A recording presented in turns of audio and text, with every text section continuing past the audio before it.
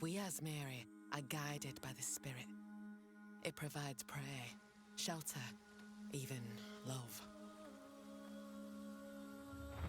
But for me, one day, all that were changed.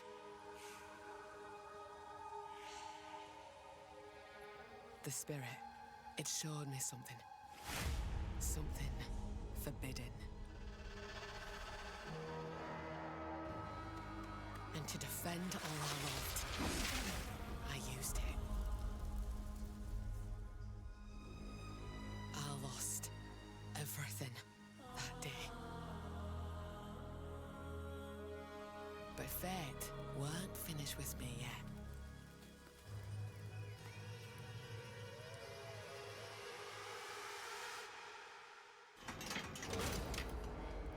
I'll right the wrongs I've done. I'll do what I must, no matter the cost. I will hear the Spirit once more.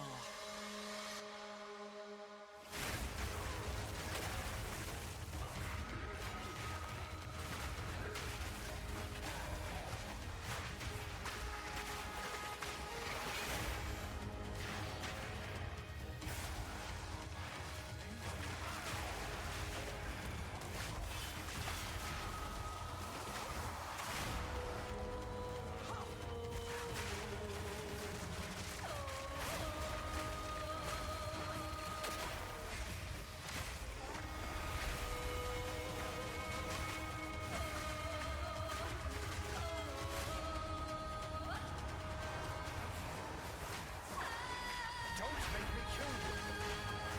I shall bathe in your blood.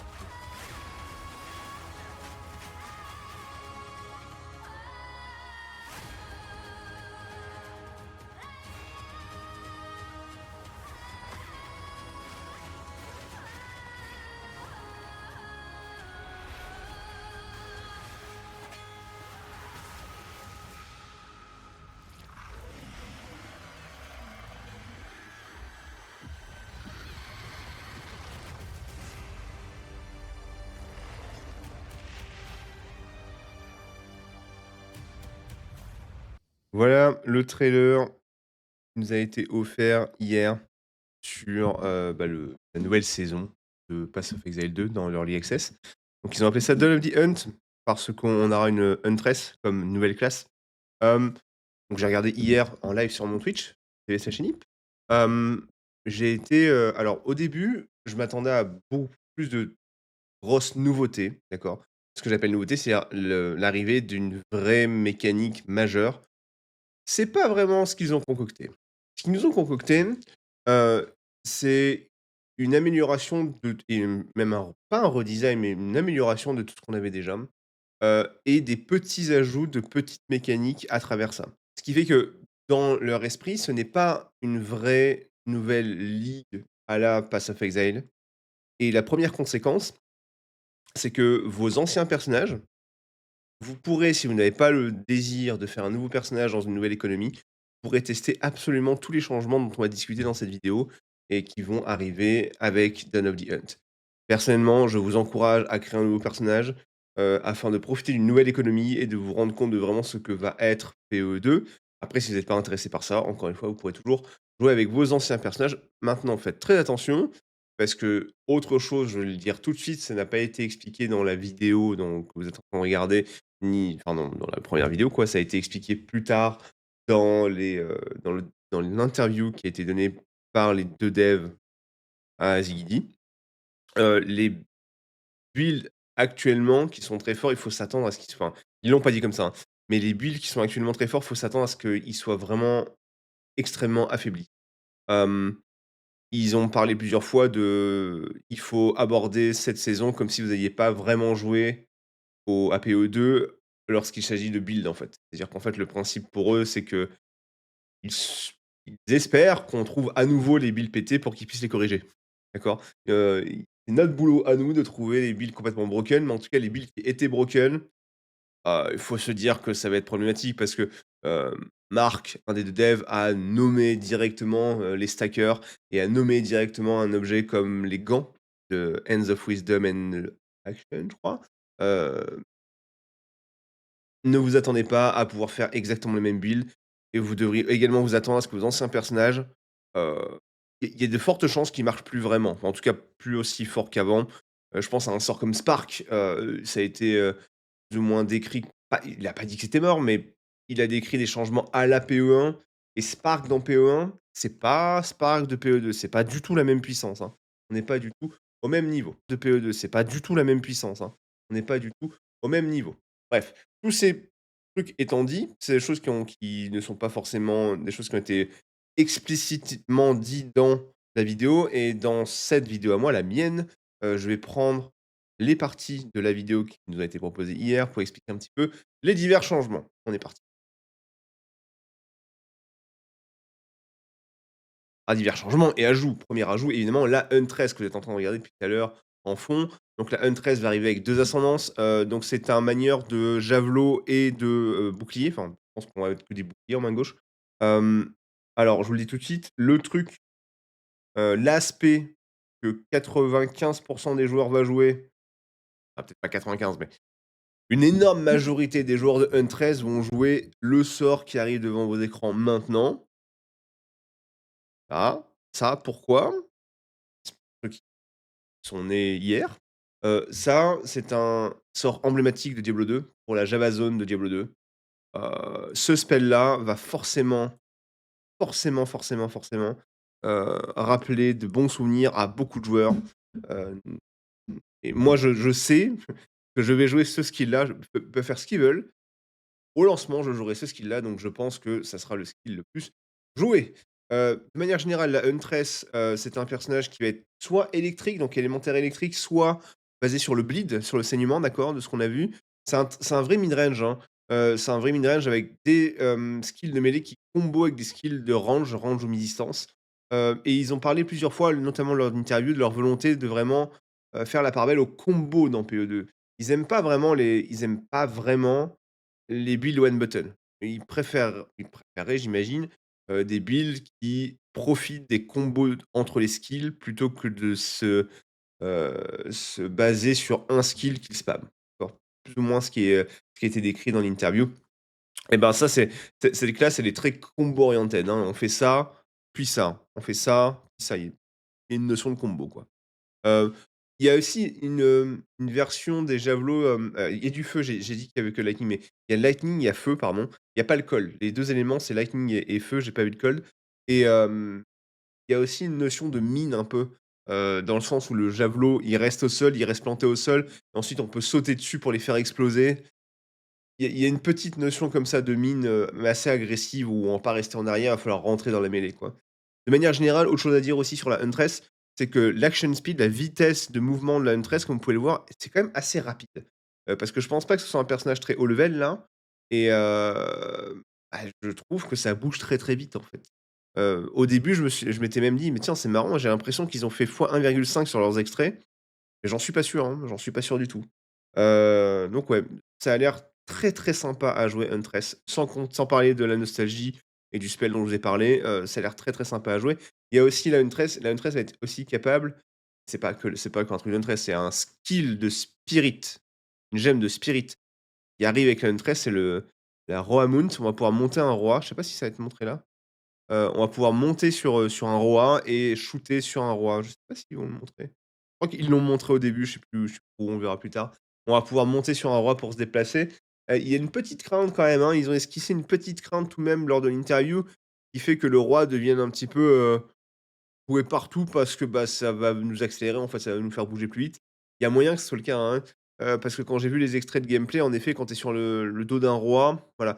Il y a un défaut, c'est que si jamais le roi si on se fait, démount, unmount du roi, on est stagger, on est stun au sol, donc il y a de fortes chances de mourir, donc bah, c'est pas gratuit non plus, mais voilà, on n'a pas non plus les détails de la roi mount dans le sens où, on ne sait pas, heu, comment dire? On ne sait pas quelle arme on va pouvoir utiliser sur le roi. D'accord. Alors, au niveau des ascendances vite fait bah, j'allais dire la Javazone, de la Huntress, on a une ascendance qu'on voit là qui est très, très forte, avec ce point-là. qui nous permet d'avoir un ring en plus. Le «défaut» entre guillemets, c'est que, oui, ces nodes ici sont des malus. On pourra choisir un malus afin d'avoir ça et le dernier node là, il donne 25 de bonus aux anneaux. Alors c'est absolument insane, hein, parce que si vous jouez une ceinture comme Ingenuity, qui à mon avis va se faire nerfer, mais quand même, Ingenuity plus 3 anneaux, ça fait beaucoup quand même, hein. Donc c'est très, très puissant et c'est bien pour ça, j'imagine qu'il y a un malus avant. Donc de mémoire, c'est une réduction de spirit, il y a réduction de spirit, il y a réduction de mana et il y a, réduction de résistance. Bah, c'est pas gratuit, gratuit quoi, mais c'était très fort. L'autre ascendance, de la Huntress est beaucoup plus straightforward, on va dire et très fort aussi, hein, moi j'avais bien aimé cette ascendance-là. Très forte, élémentaire, à moitié élémentaire, à moitié bleed. Cette partie-là est élémentaire. Hem, Ici, ça c'est tout ce qui est lié à l'évasion. Donc le layer défensif de l'Amazone, ça va être l'évasion et il y a un truc, je crois que c'est là, je crois que c'est elle, qui fait du bleed. Ouais, c'est ça. Il y a une partie bleed, je sais plus où, un des 2 et il y a une partie élémentaire. Ouais, un truc comme ça. Je crois que j'avais sélectionné un start comme ça avec elle, mais j'en sais rien en fait. Le fait est que j'en sais rien. Là, c'est beaucoup trop tôt pour essayer de faire des builds pour la simple et bonne raison que tant qu'on n'a pas le patch note devant les yeux, c'est impossible de se rendre compte des divers nerfs et de ce dont on va avoir besoin. Donc, je vous en conjure, je mettrai en 1er commentaire comme d'habitude toutes les sources d'informations, notamment les ascendances complètes parce qu'on a accès à ça. Heu, Attendez le patch avant de faire des plans. Si vraiment vous voulez commencer à theorycrafter, attendez le patch par pitié, parce qu'avant ça, ça sert à rien. Donc ensuite et donc on a également 2 ascendances pour, 2 3 ascendances. 3 nouvelles ascendances pour les classes qui existent. On a, un forgeron. Alors, lui, c'est un peu bizarre, je sais pas trop quoi en penser. En gros, déjà, on va pouvoir avoir, si on le désire, notre propre armure. En gros, on va avoir une armure blanche qu'on pourra forger la stat qu'on veut dessus. Ça mais faut voir, j'en sais rien, mais ça me paraît pas fou et le gameplay me terrifie un peu parce que je pense qu'ils vont le montrer. Alors, c'est littéralement un guerrier qui va, entre guillemets, «devoir», qui va vouloir s'arrêter pour forger une arme pour ensuite aller taper des mobs. Je sais pas si vous imaginez un petit peu le flow du gameplay. Genre vous avancez, vous écrasez 2 écrans, fait hop, hop, hop, petite pause soda là, hein, je sors le pique-nique, je pose mon enclume, je tape 2 fois et après j'y retourne. J'ai du mal à croire que ça soit quelque chose que les gens aient envie de faire. Donc je suis pas super emballé par ce que j'ai vu, cette, ascendance-là. Voilà. Ensuite, on avait le mercenaire, ça c'était pas mal. Alors en fait, le mercenaire, la dernière ascendance du mercenaire, qui est une ascendance range toujours pareil. Ce qui me fait dire d'ailleurs que la prochaine classe qui est en bas de la wheel, c'est la wheel, le truc là, le mercenaire il est là. La prochaine classe qui sera là, je pense, ça sera 3 ascendances de mêlée qu'on aura. Parce que là, on a 3 ascendances range. Donc lui, en gros, c'est un maître de troupe. Il a un espèce de spell, une espèce de, vous savez la pluie de flèches ou la pluie de lance qui invoque, le premier boss de l'acte 2 avec les hyènes. Bon, on va avoir un espèce de skill comme ça, on va invoquer une, lance de spire ou une lance de enfin une, pardon, une lance. Une horde de spire, une horde de range, derrière nous pour nous couvrir. C'est pas mal. Ça m'a l'air assez cool ça. Il y a aussi des bannières. On va mettre des bannières pour nous buffer, et pour buffer tous les trucs qui sont avec nous. Je vois bien des balistes avec ça, hein, je pense vraiment que la baliste qui est là, elle est pas anodine. Je vois bien un build, des builds balistes à côté où on va également voilà, on vient de la voir, la horde de flèches là. De flèches, ouais, c'est les flèches, je pense. Je pense que ça va être cool. Ça, c'est la nouvelle ascendance de la witch et ça a l'air très, très fort. Je vous le dis tout de suite, ça a l'air très, très fort.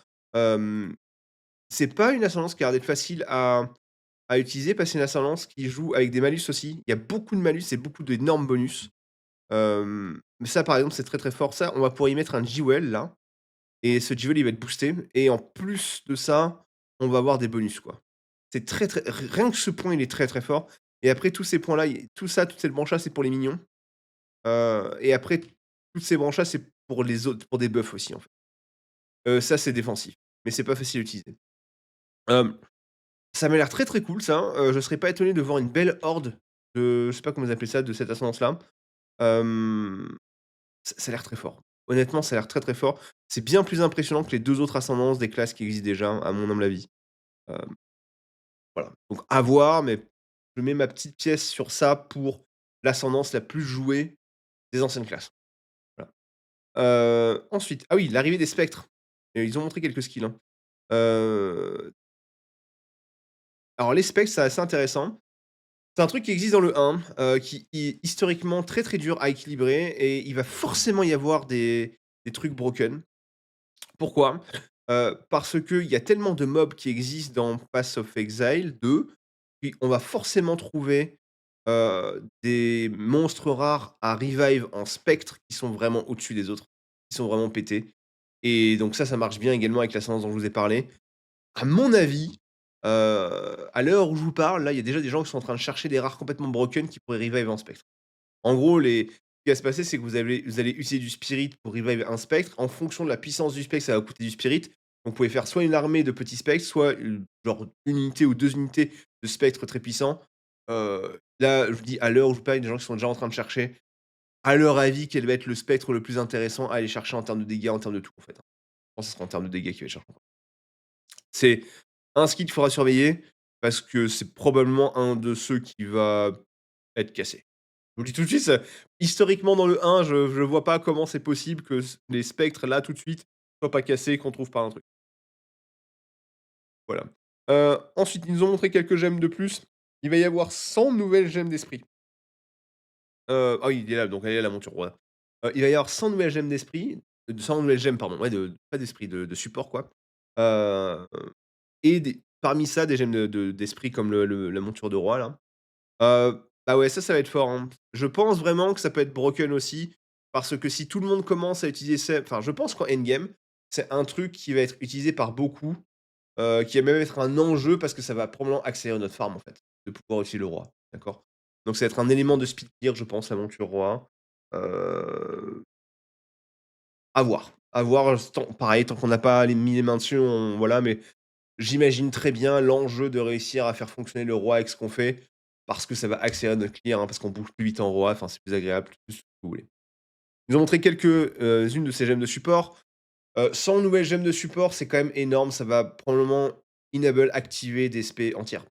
Heu, voilà, c'est pareil, tant qu'on n'a pas la liste entière, on peut pas vraiment theory crafter. Ils en ont montré quelques-unes, c'est cool. Tant qu'on n'a pas tout, faut pas trop se prendre la tête. En plus, ils ont parlé du fait il va y avoir beaucoup de changements sur les ascendances existantes. Je serais pas étonné qu'il y ait des changements dans l'arbre de talent aussi, dans l'atlas quoi, dans le sphérié. Il y a des changements dans l'atlas de map aussi, je vais en parler après. Enfin, c'est pas que c'est un nouveau jeu, mais c'est une vraie évolution. C'est vraiment quasiment un nouveau départ. C'est un vrai restart au final, hein. C'est un restart qui a pris des leçons du premier start et qui redémarre avec des nouvelles pas de nouvelles bases, mais d'autres bases, quoi. OK. Donc, ils ont montré oui, des uniques. Hem Il faut qu'on parle de ça. Il y a pas mal de choses qui vont arriver en termes d'uniques. Ils ont mis 100 nouveaux uniques, si je dis pas de bêtises, une centaine en tout cas, mais qui sont orientés pour le mid game et le end game. C'est des uniques qui auront un impact, plus loin dans le jeu. Je crois qu'il y a notamment une armure qui va peut-être vous faire tiquer quand je vais vous la montrer, je crois que c'est là. Ouais, c'est juste avant. Si l'armure sortait maintenant, avec les héralds tels qu'ils sont maintenant, ce serait vraiment broken, voilà. Donc une armure qui donne 74 de life, 37 all resist, 3 héralds et qui, fait baisser enfin qui amène à 0 les résistances élémentaires des monstres qui nous entourent. Si cette armure sortait en l'état, bon, voilà, donc quand je vois cette armure-là, je me dis qu'ils ont quand même dû bien taper sur la tête des héralds parce que enfin, encore une fois, ce serait vraiment très fort ça. Faut savoir que les Herald ne coûtent pas d'esprit. Là, ils ont dit les skills de Herald qui sont présents là ne coûtent pas d'esprit à activer dans cette armure. Bon, voilà, ça serait très, très fort en l'état. Mais bref, il y a pas mal de bons uniques comme ça. Il y a pas mal de nouvelles spires pour supporter l'arrivée de la Huntress. C'est pareil, tant qu'on n'a pas la liste de tous les uniques, tant qu'on n'a pas tous les changements, ça éveille la curiosité, ça donne des idées évidemment. Theorycraft dessus, c'est un peu farfetch quoi. Ensuite, nous avons l'arrivée des tiers de runes. Alors les runes, ils veulent vraiment utiliser ça comme un outil de craft, hein. Pour eux, quand on met une rune sur un objet, c'est qu'on ajoute un affix à un objet. C'est un petit peu l'équivalent du benchcraft de PO1. C'est-à-dire que c'est comme si on avait un benchcraft, mais dans des runes. Donc il y aura des nouvelles runes, il y aura de nouveaux types de runes, il y aura des nouvelles runes et surtout il y aura de nouveaux tiers de runes. C'est-à-dire qu'il y aura des runes tiers 1, tiers 2, tiers 3. Là, je suis assez mitigé parce que ça va prendre de la place dans l'inventaire, ça va prendre de la place dans les coffres et je suis jamais super fan des tiers d'objets dans des trucs comme ça. trouve c'est un tout petit peu lazy comme façon de réfléchir. Heu, je sais pas. En tout cas, ça va être comme ça. On va avoir des tiers de runes, je pense qu'ils vont les montrer là. Voilà, donc là, vous voyez 10 de reste de feu, 12% puis 14%.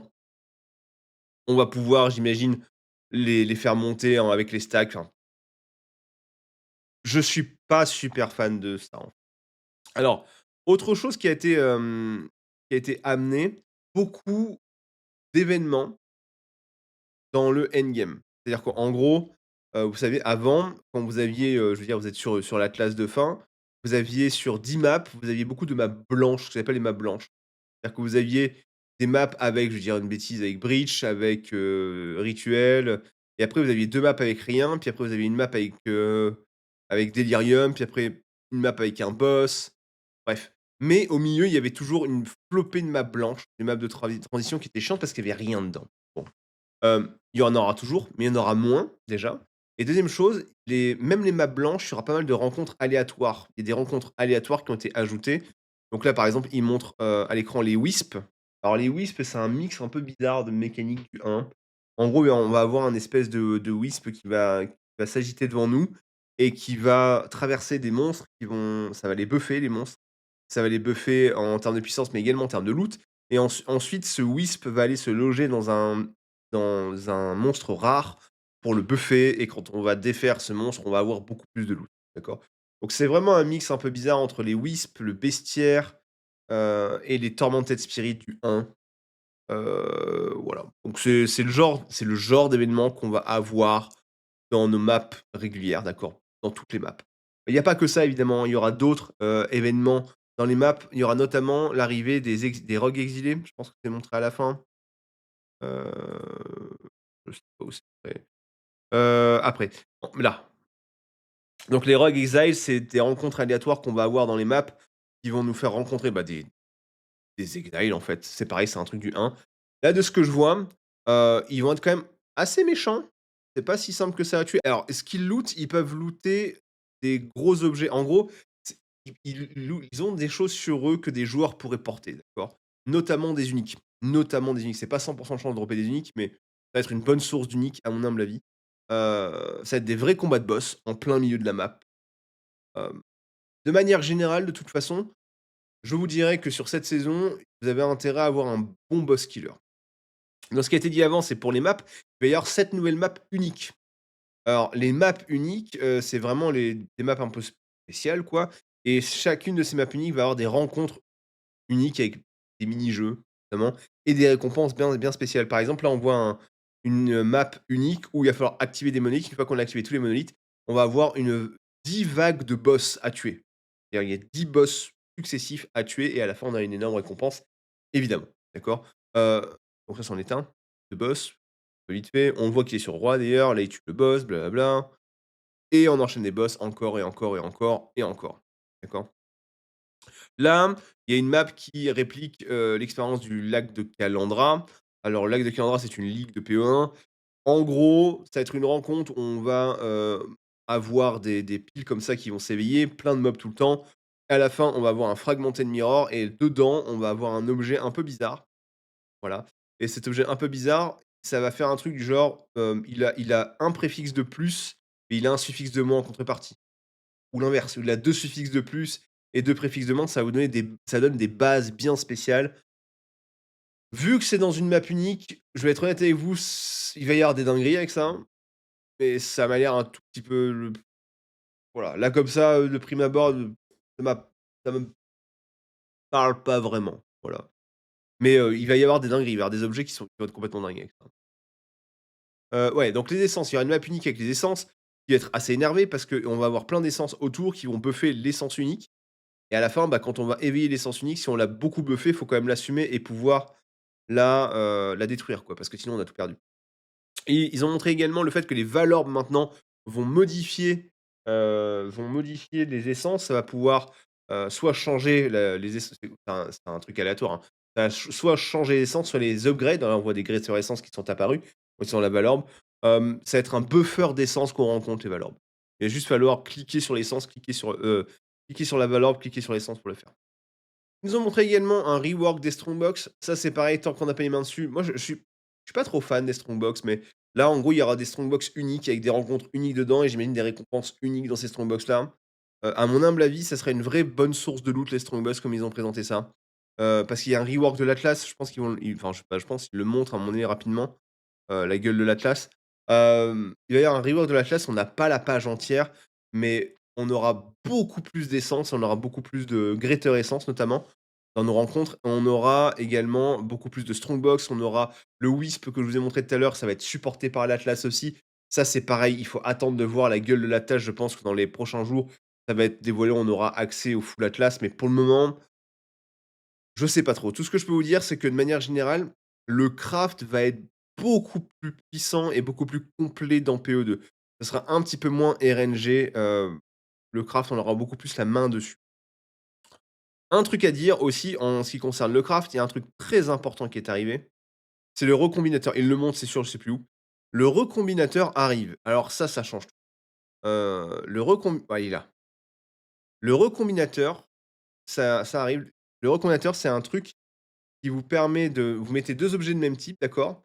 Et il y a des affixes des 2 objets qui vont être pris et recombinés dans le même objet. Ça vous permet de faire de s par exemple, vous avez un objet avec 2 préfixes magnifiques, mais les suffixes sont nuls et puis vous avez l'inverse, bah, vous pouvez tenter de recombiner ça pour avoir un mix des 2.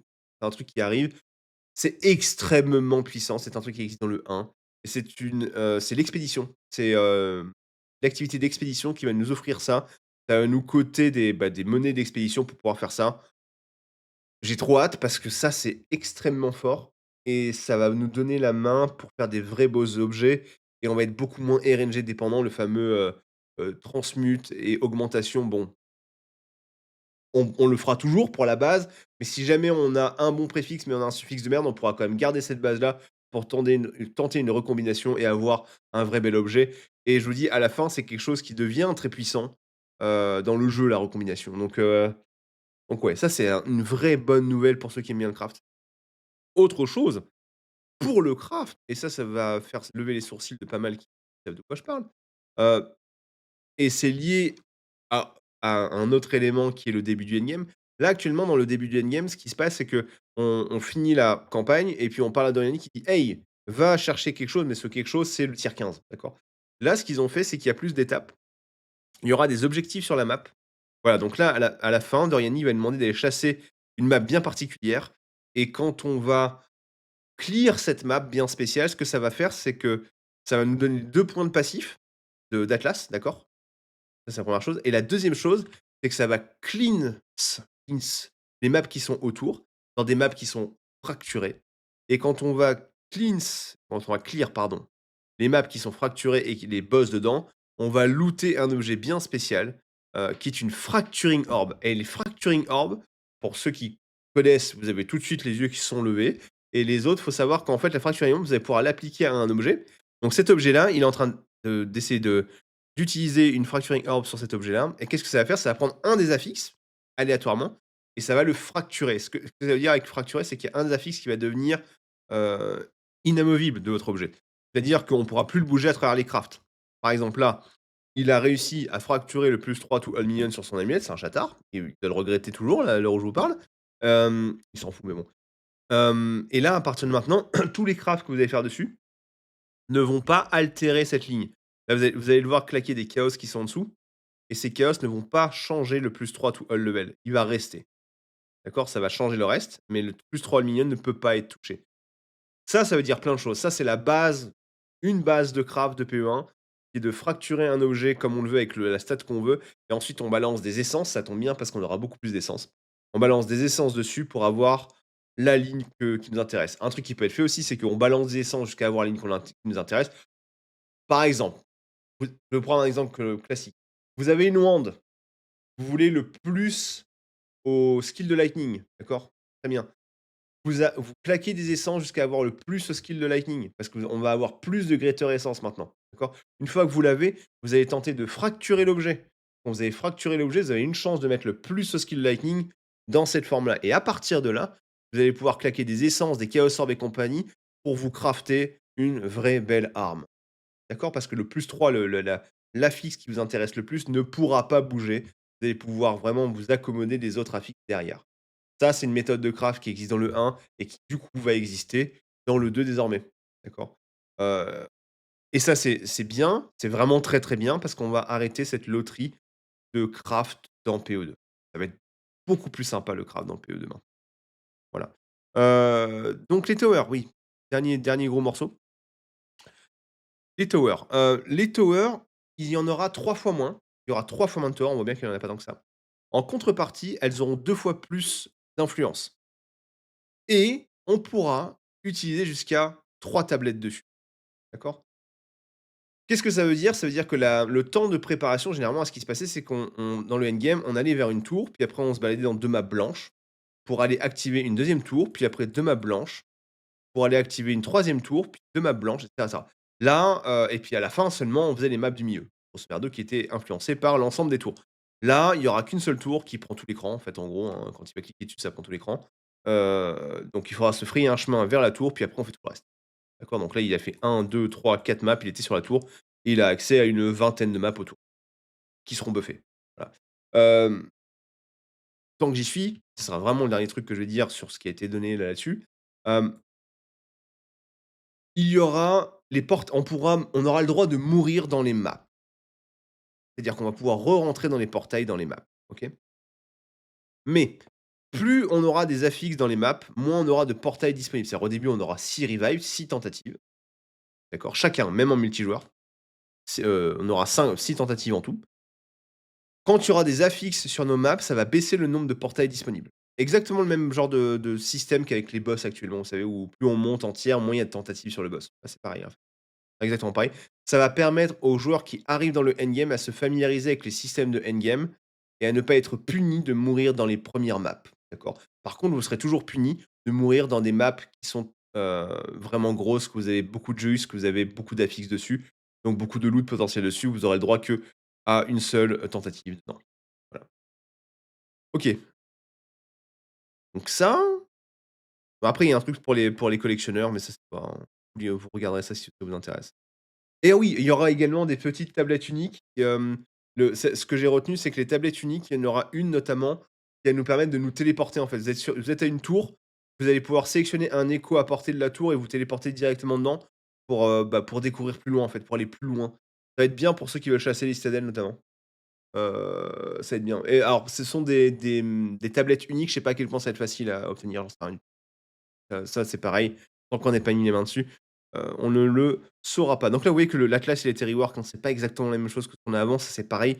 Il faut absolument qu'on ait l'ensemble de l'atlas devant les yeux pour pouvoir juger. Là, comme ça, je peux pas trop vous en parler parce que j'en sais rien.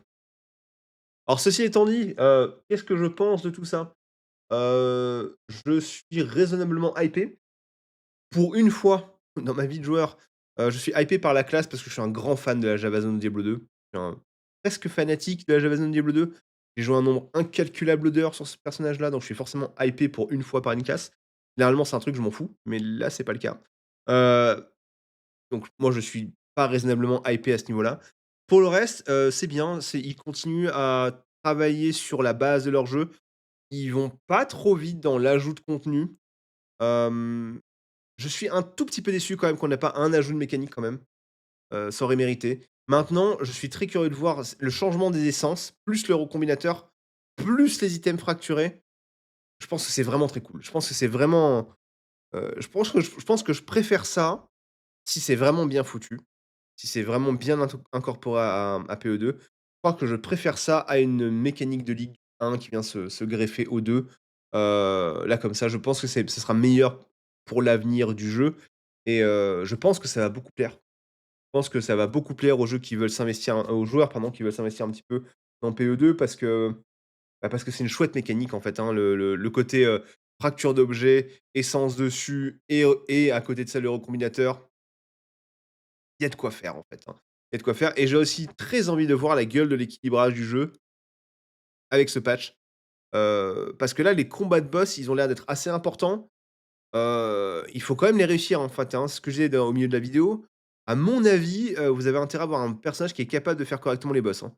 Parce que vu le nombre de rencontres boss que j'ai vues dans tous les extraits, vous avez pas intérêt à avoir un personnage, moyen sur ce plan-là, hein. Ah voilà. C'était un résumé un poil long, mais je l'espère assez complet de ce qui a été dit. Je vous dis à bientôt pour une prochaine vidéo, ce sera probablement sur Pass of Exile 2 ou quand on aura plus de news, quand on va voir le patch qui va être dévoilé. Si jamais l'Atlas est dévoilé, c'est pareil, je ferai une vidéo pour en parler parce que c'est probablement le truc le plus important là tout de suite. L'Atlas, le nouvel Atlas pour voir un petit peu comment va être notre boucle de haine de notre boucle de jeu en fait, en IM. Et puis voilà, et puis après le patch note, hein, le patch note qui va être gigantesque. Se rendre compte, de à quel point les builds vont être détruits, à quel point certains uniques vont être détruits. Là, ils ont parlé également de l'Energy Shield et de ils en ont parlé en mode, «On va s'en charger». Bon, voilà, donc je j'ai hâte parce que ça va être quasiment un c'est pas un PE2, c'est pas un nouveau lancement, faut pas déconner, mais ça aura une nouvelle saveur, je pense, ce lancement de PE2, c'est 0.2 de PE2. J'arrête de parler, je vous libère. Passez une bonne journée. Bye bye.